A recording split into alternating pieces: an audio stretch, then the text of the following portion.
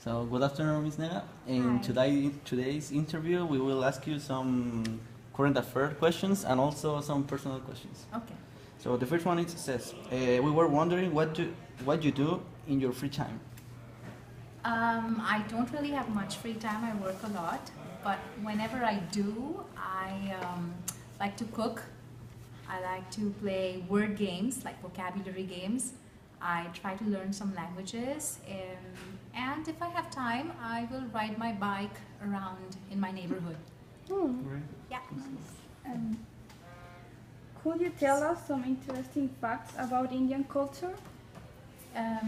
Indian culture, well, like every culture, it has its pros and cons.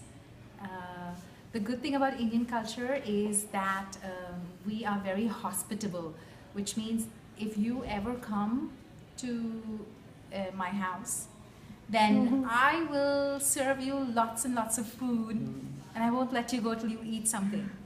Yes, so that's the hospitable nature of Indian people.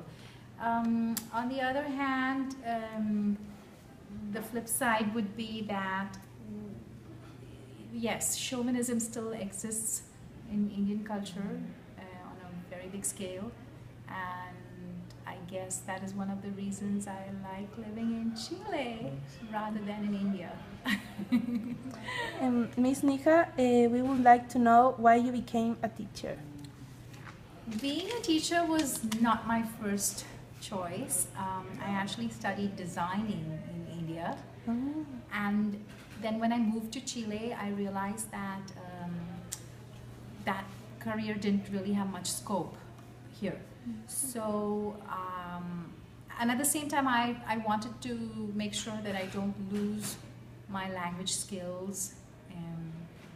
And considering all the options, I started teaching in Iquique, where I was living. I started studying to become a teacher. I did my undergraduate course, I did my master's, I also took up additional studies in Australia, and the more I studied, the more I enjoyed this profession.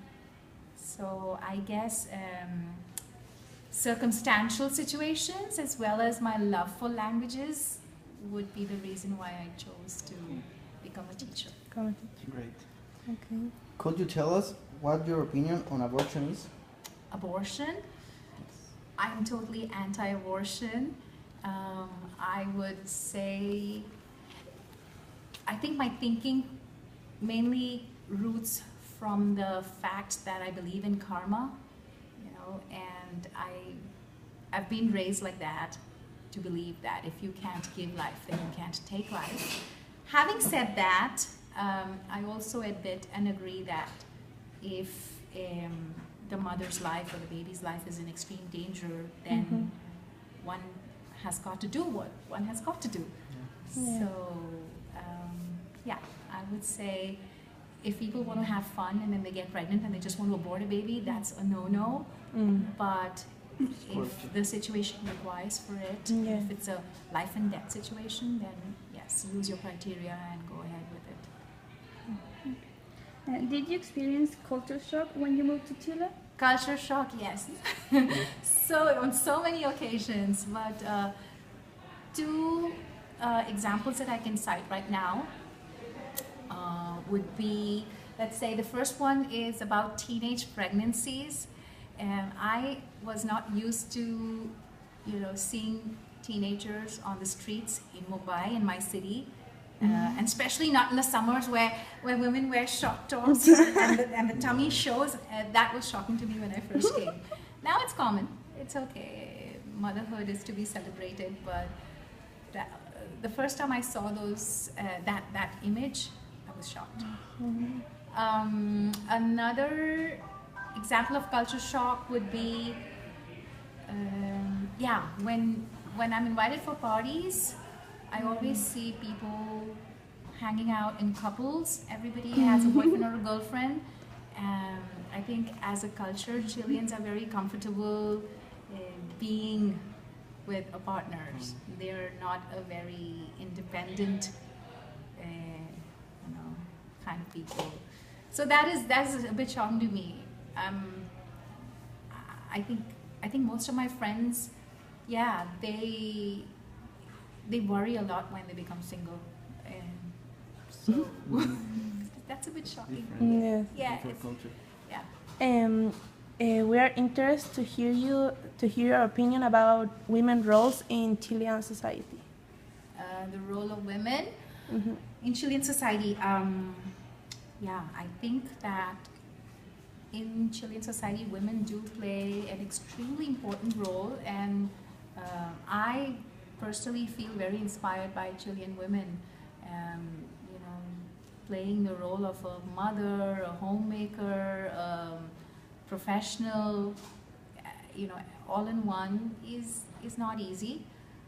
I learned to do this only in Chile. I don't think I would have ever done this back in my country. So women do have a prominent role to play in the Chilean society. Women are also brave. Some of them are opinionated, and that's important too.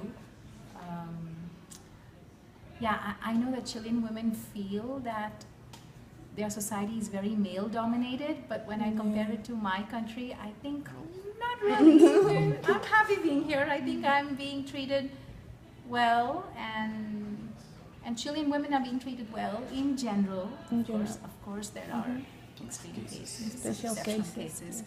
Yeah. So Last one. The last one. We were wondering what your thoughts are on school violence. school violence. My personal experience in Chile, direct experience is very limited with school violence because the school that I worked in was a private school. But violence is not necessarily about beating somebody else. Yes. Violence comes With in different words. forms, and you exactly verbal abuse, psychological abuse, and that exists even in the best of schools. So I think in that case, the school should not entirely be blamed for things that happen among students, because those kind of teachings begin at home. If parents at home do not teach their kids to,